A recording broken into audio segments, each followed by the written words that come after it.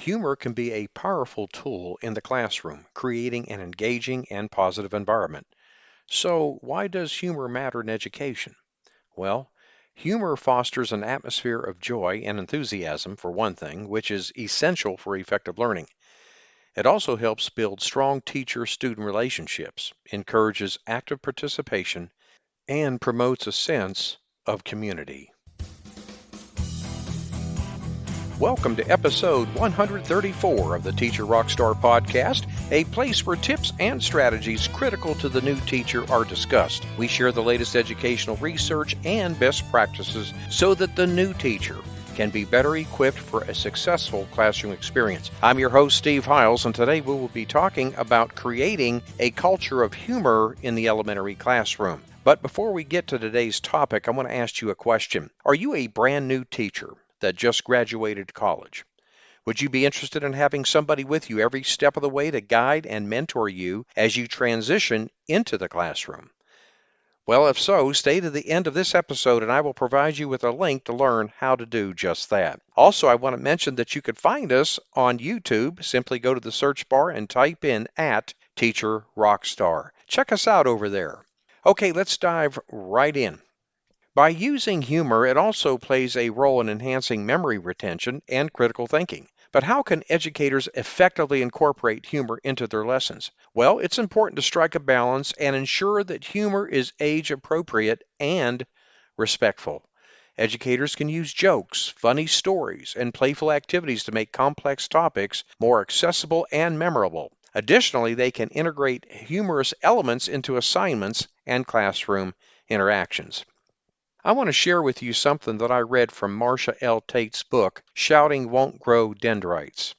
She writes, and I'm quoting here, laughter has been called internal jogging because it can have as beneficial effect on the brain and body as traditional jogging and aerobic exercise. When students are learning content by participating in motivating simulations, when there is feel-good music playing in the background, and when students are jogging internally, the positive environment so essential for retention of information is created. End quote. What a concept, jogging internally. If you haven't had a chance, I highly recommend that book by Marcia L. Tate, Shouting Won't Grow Dendrites. A very, very good read. Okay, I would encourage our listeners to explore online platforms like Teaching Channel and Edutopia. Now, these platforms feature articles, videos, and lesson plans that demonstrate how humor can be used effectively in various subjects and grade levels. The Teaching Channel and Edutopia are fantastic resources for educators seeking inspiration and specific examples. And don't forget to connect with other educators through professional learning communities or social media groups. These communities provide a space to share experiences, ideas, and best practices for using humor in the classroom. Collaborating with fellow educators is invaluable. It allows us to learn from each other, exchange ideas, and refine our approach to incorporating humor in the elementary classroom. Now, I want to offer you some things that you can do to implement humor in your class.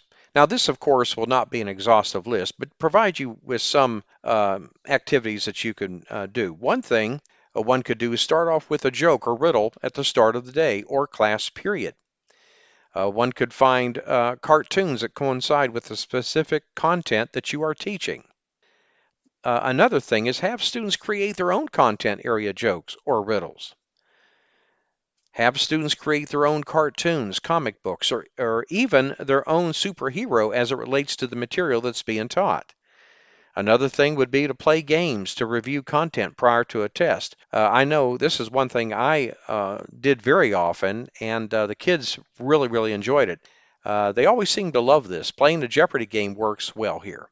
Perhaps have a riddle on the board for students to solve as a warm activity when they come into the classroom. They could work either individually or with a partner. At any rate, these are just some of the things that one could implement in their classrooms to implement humor.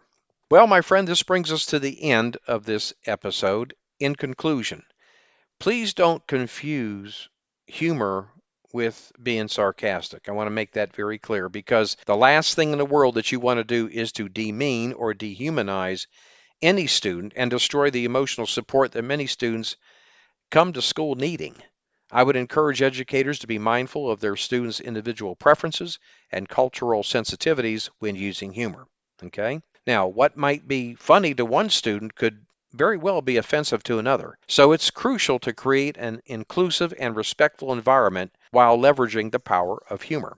Now, remember at the beginning of the show, I said if you'd be interested in having somebody with you every step of the way to guide and mentor you as you transition into the classroom, and that I would provide you with a link to learn more. Well, here it is. Simply go to tra.teacherclassroomresources.com. That's tra.teacherclassroomresources.com. I want to thank you for listening to the Teacher Rockstar podcast. I'm your host, Steve Hiles. Should you have a topic that you would like me to address on a show, shoot me an email. I personally read every single email that comes in, and I'd love to hear from you. When you get a moment, visit our website. Subscribe to my newsletter for the latest educational research, best practices, and unadvertised free bonuses. Go to teacherclassroomresources.com. And don't forget to subscribe to us at the Teacher Rockstar Podcast. And if you'd like to support us, please feel free to share our podcast with others. Post about it on social media.